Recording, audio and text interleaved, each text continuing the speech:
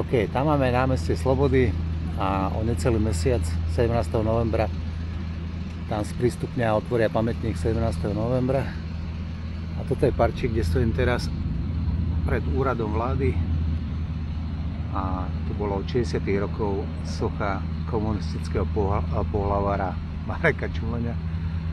A dneska ju Bratislava mesto odstránila a toto ostane po každom komunistovi.